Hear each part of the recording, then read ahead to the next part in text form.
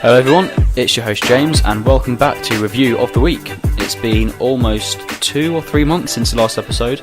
Alistair and I have been away over summer, trying to do work, went to Nepal and stuff like that, so we just thought it'd be good to take a break for a bit, see what happens over summer, report on it when we get back. So this is going to be more like report of the month, but we're going to go straight into it, see what's going on. And the first story I'd like to talk about is about the Swedish election. So the Swedish election is going on right now. It's the 9th of September today, so this video will probably be uploaded tomorrow. But the Swedish election is happening right now, and obviously, as people know, there's been a much more stronger presence of the right-wing party in Sweden, nationalists, obviously because of their really, really high immigration recently. And so CNN are saying that the far right is expected to make a substantial gain after the heated campaign, obviously to do with the immigration. But back in the day, back in 2015, 16, 17, Sweden was letting in hundreds of thousands of immigrants. In 2015 alone, there was more than 160,000, and you know, corresponding to the Swedish population, even that is actually such a high number. Obviously, other countries have taken more. Germany have taken 1 million. But obviously there's a lot more people living in Germany, and Germany is such a bigger country that proportionally they've taken in a really, really large amount. So I'm looking at the live updates from the Swedish election on DW, and if I just look through this, they opened at 8 this morning, and everyone was looking at the Sweden Democrats, the SD, which is the far-right party. You know, according to this website, it's got neo-Nazi roots and stuff like that. That's obviously bullshit, but the point is that it looks pretty gridlocked. The left-wing people, the Social Democrats, and the Left Party are looking at 40% roughly, and the centre-right alliance, basically, which makes up 4 parties, are going to probably have a coalition, and so. I think it's quite obvious what the result's going to be, but we could still be surprised. And there's been a lot of coverage about it recently because of all the statistics and whatnot. I'm not going to go into that right now, just because if we start talking about stats, it's going to get a little bit boring. And I think we all know.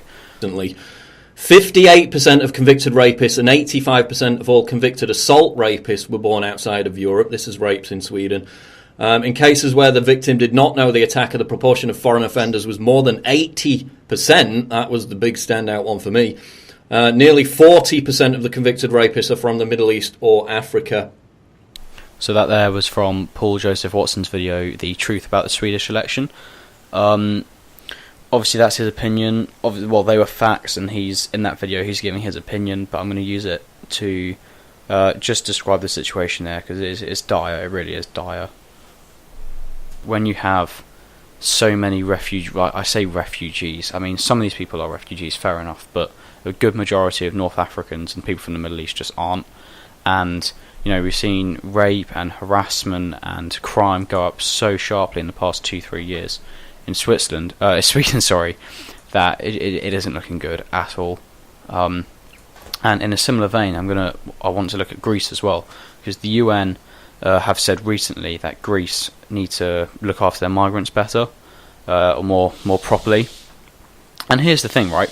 The UN's supposed to be looking after these migrants, and they give Greece no resources. Greece is already billions and billions in debt that they have literally no way of getting out of it in the coming future. And they blame Greece for not looking after these migrants properly. Greece only has a certain amount of money to look after a certain amount of migrants, and they have, I think it's 4 or 5 main camps which are supporting 8,000, which have a capacity of 8,000 or 4,000, and the actual number in there is either 8 or 16,000. I can't remember quite which one it is. But here's the thing, right? The UNHCR, I'm looking at their own website right now, and Estia, which is the EU-funded accommodation for programs looking after migrants and whatnot. So Estia is going to be funded into 2019 next year, and I'm just looking at their own website, and they've literally taken in hundreds of thousands again, and within 2013 and 2018, 23,000 refugees had protection between those two dates, and the government isn't going to stop doing that into next year. I don't really know what to say about that, because just in 2015, 1 million people arrived literally in the boats. We've all seen those videos of the really dangerous boats and whatnot. And the European Union and Turkey had a deal to try and slow the flow of immigrants into Greece. And Greece, if we just look at the map, it's literally the first point of contact into Europe. And so obviously from Syria and Turkey and North Africa, so we're talking about Libya, Egypt, areas like that.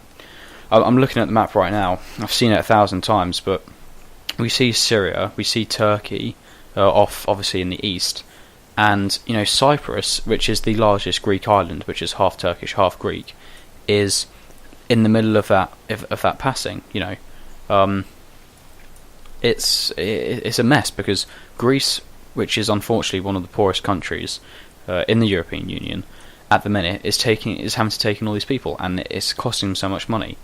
And the ones which don't go into Greece, and I think we have Greek elections coming up soon in the next couple of years, so it'll be interesting to see how they play out, obviously because of the far right in Greece saying we can't take any more, which is fair enough. If we have a look further to the left, we see Italy, and we all know that so many migrants have been going into Italy in the past couple of years. That's why in the elections in March, the far right got so, well, I say far right, just like the right-wing parties have got more and more power, because they're not going, the Syrian people aren't going into Turkey, they're not going into Bulgaria, they're not going into Armenia or Georgia or Azerbaijan, because they know they're going to get money from the EU if they just rock up in Italy and Greece. And I sympathise so much with the Hellenes and the Italians, because they have to try and deal with all this, and Germany has obviously taken in 1 million in 2016, I think, and they're still taking in people. France is no longer France; it's a mess.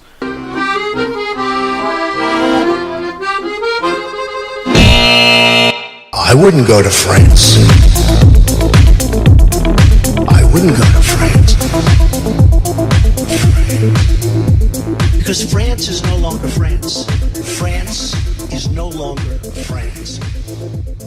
Richmond, out of Sundanese 1.5 million population, 600,000 are Muslims from North Africa or Sub-Saharan Africa, and there are at least 160 mosques. Yep, so those are the stats for you, and then it only gets worse with the Eiffel Tower.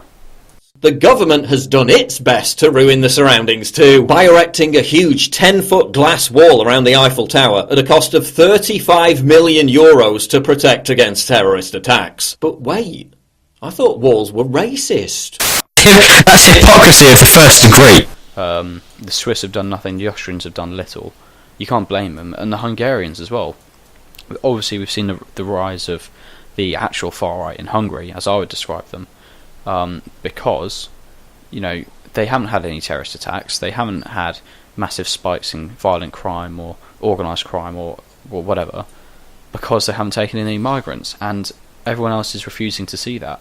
The safest places to be, Poland, Hungary, Slovakia, Romania, Serbia, the ones which haven't taken in millions of migrants are the ones which are safe. And until people start opening their eyes to that fact, then it's just going to keep being a mess and a mess and a mess. And Spain's going to get screwed up even more than it already is. And then obviously they're going to come to the UK, which they already are.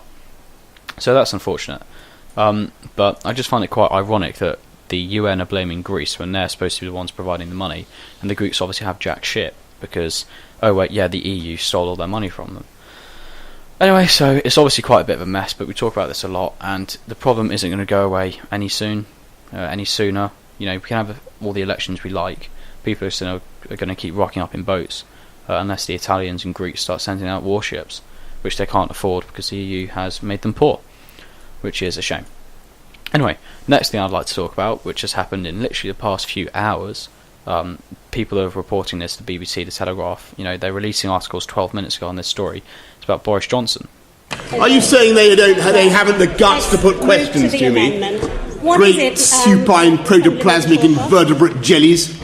And this is a paraphrase, not a direct quote. But what he said was that Theresa May has put a suicide vest around the British government and given the EU the detonator, which it's not far from the truth if we think about it. Obviously, it's a stupid thing to say, and people in his own party have rebuked him. Obviously, Sajid Javid is one of the obvious people there, which has happened in the last few minutes. But it was a silly thing to say, but it's not far from the truth at all.